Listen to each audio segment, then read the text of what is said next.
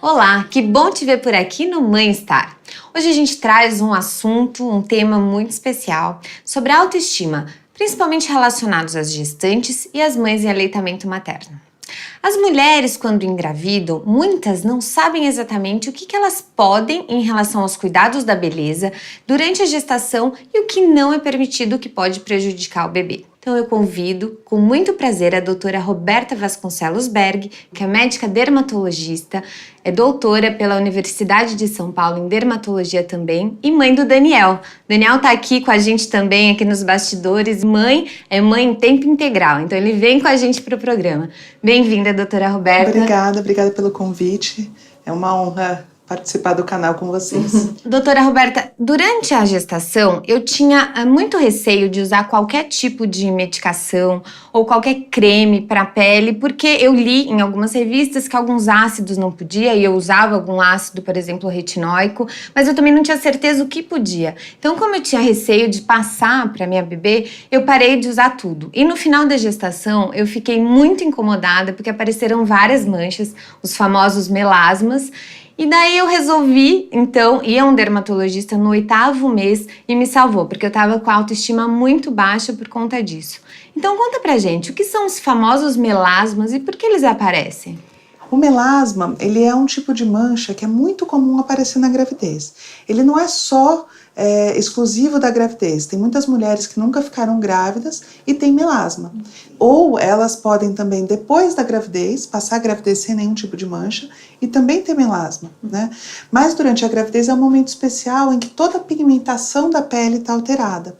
Então a gente percebe essas manchas, o melasma, e percebe também que a pele fica numa tonalidade mais escura, principalmente as dobras. Surge aquela linha que chama linha nigra, que é uma linha vertical no abdômen. As pintas podem ficar mais escuras e pode também surgir o melasma. Ele está muito relacionado também com o sol. Então, a primeira dica para as grávidas é: use filtro solar. É importante usar o filtro solar todos os dias e principalmente quando for ao sol, quando for para a praia, quando for para a piscina. Eu recomendo usar no mínimo fator 30, né, porque um fator alto, e reaplicar a cada 3 horas, que muitas pessoas esquecem de reaplicar o filtro solar. Isso é o principal fator para prevenir o melasma. Uma vez as manchas já instaladas, é possível tratar, mesmo na gravidez. Claro que não vão ser usados produtos que façam mal para o bebê, normalmente são produtos mais leves, mas que também têm um papel de segurar essa mancha para ela não escurecer e também de evitar. O melasma é mais uma questão estética, mas as pintas podem vir acompanhadas de um cuidado maior, porque elas podem, talvez pela pigmentação, alguma alteração, transformar em um tipo de câncer, alguma coisa assim? Na verdade, assim, a transformação para um tipo de câncer não é específico da gravidez. Tá. Isso pode acontecer em qualquer momento da vida. O que acontece na gravidez é que as pintas, elas costumam escurecer. Isso não tem nenhum problema, não tem nenhum significado. Mas, muitas vezes a grávida fica, bom, essa pinta aqui era mais clara, escureceu, será que teve algum problema? Então, se o dermatologista já viu essas pintas em algum momento, ele consegue depois reavaliar e falar, não, é só realmente um aumento de pigmento. Não teve um aumento de estrutura, não teve um crescimento, entendeu? Então é interessante, principalmente as grávidas que têm algum antecedente familiar de melanoma, ou que é um tipo de câncer de pele, ou mesmo um antecedente pessoal. Tá ótimo. Então vamos falar sobre a linha negra. O que é essa mancha?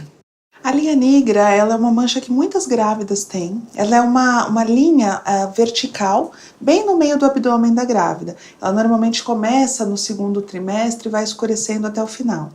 Ela dura normalmente até uns 6 meses depois da gravidez e vai clareando sozinha. Não tem necessidade de fazer nenhum tipo de tratamento, não tem necessidade de fazer nenhum clareamento, ela própria desaparece com o tempo. E sobre as terríveis, estrias, que toda mulher tem medo das estrias na gravidez. Como a gente faz para preveni-las? É uma ótima pergunta. As estrias, elas acontecem por um estiramento do tecido da pele. Na gravidez, a mulher normalmente tem um crescimento muito rápido da barriga e das mamas.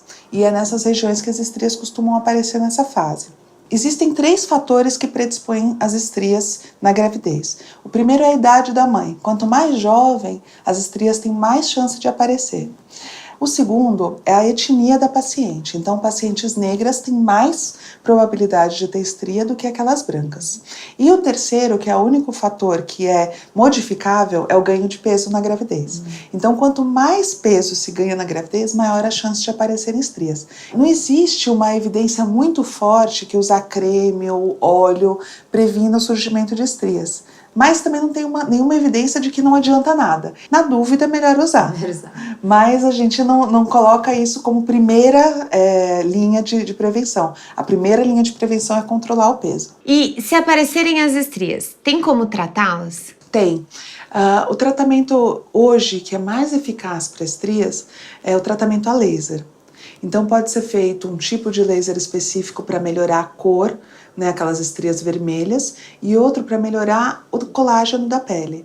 Esses lasers, eles podem ser feitos depois que o bebê nasceu. Não existe nenhum tipo de estudo que garanta que esses lasers não façam mal durante o período de aleitamento. Mas eles não são medicamentos, então eles não entram na corrente sanguínea da paciente.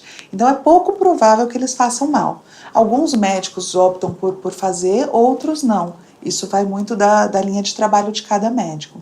Existe também um outro tratamento que chama microagulhamento, um tratamento com várias agulhinhas. São feitos vários furinhos na pele da paciente com equipamento para fazer formar mais colágeno embaixo dessa pele. Geralmente não desaparecem 100%, mas ficam com um aspecto muito melhor. E o famoso Botox, né? Pode ou não pode durante a gestação e o período de aleitamento? Bom, o Botox é o nome comercial da toxina botulínica. Ela é uma medicação e que não foi testada em grávidas nem em mães amamentando. Isso não quer dizer que faça mal, quer dizer que não existem testes. É muito difícil testar medicações estéticas em grávidas. Ninguém quer correr o risco, é antiético fazer isso.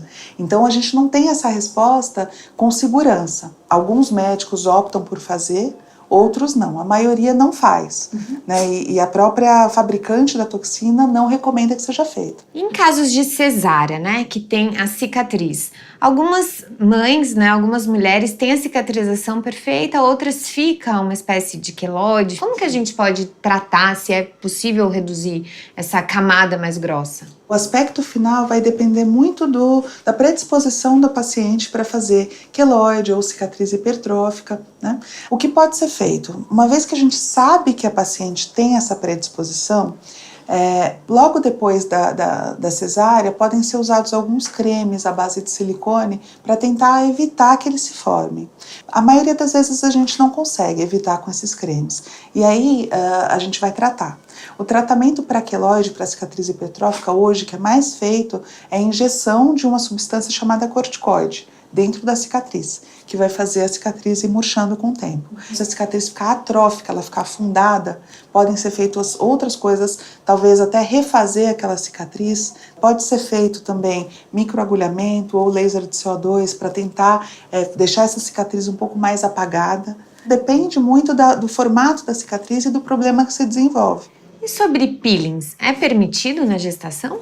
Não, os peelings químicos, eles não são indicados na gestação. A maioria tem produtos que poderiam, teoricamente, fazer mal para um bebê. Às vezes acontece de a mãe ter feito o peeling e descobrir depois que estava grávida. Tudo bem, não precisa ficar em paranoia por causa disso. A chance de causar mal é muito pequena. Mas uma vez que se sabe que está grávida, o ideal é não fazer. Peeling de diamante, peeling de cristal, que não entra nenhuma medicação, é só um lixamento superficial da pele, pode ser feito. Mas com medicação, o ideal é não fazer. E é a mesma regra para quem está em aleitamento materno? A mesma regra. No aleitamento, alguns médicos são um pouco mais permissivos, porque principalmente se o aleitamento não tiver exclusivo, porque o bebê já está formado, né? Então não tem um risco de malformação, como acontece durante a gravidez. Mas é uma medicação que pode chegar até o leite, então o ideal é que não seja feito de rotina. Que tipo de matéria-prima, que tipo de substância que a gente pode utilizar para prevenir rugas, manchas, acne durante a gestação e amamentando? Na realidade, muitas coisas podem ser usadas. O melhor é eu te falar o que não pode ser usado, né? Então a gente evita, por exemplo, os cremes à base de ácido retinóico, de hidroquinona, evita creme à base de ureia. Isso tem evidências que pode causar algum problema para o bebê. Agora, o que eu falo sempre para meus pacientes: precisa usar aquilo durante a gravidez? Então, uma paciente que quer usar, por exemplo, um creme anti-idade, ela vai ficar 9 meses sem usar, ela não vai envelhecer mais por causa disso. E a maioria desses cremes não foi testado em grávida. Então, normalmente eu peço para suspender, mantenho o filtro solar, que é o principal anti-idade, e trato o que for, por exemplo, um problema naquela gravidez. Mas eu acho que a principal dica é: não se medique sozinha. Da mesma forma que a gente não toma um antibiótico, não toma um anti-inflamatório sem saber se pode na gravidez, sem consultar um médico, a mesma dica vale para os cremes. Muito bom, então informações riquíssimas aí, muito valiosas, que com certeza as gestantes e as mães, né, principalmente as de primeira viagem, vão aproveitar. Todo mundo quer autoestima elevada, porque a gente já tem muita coisa a se preocupar nessa fase. Então eu agradeço mais uma vez a doutora Roberta Vasconcelos. Muito obrigada pelo convite. E foi muito bom ter você aqui. E a gente tem a parte 2, que é sobre cabelo e pelos, que a gente vai falar no próximo episódio. Não perca! Curta o nosso vídeo, siga a gente aqui no canal e aguardamos você. Até lá!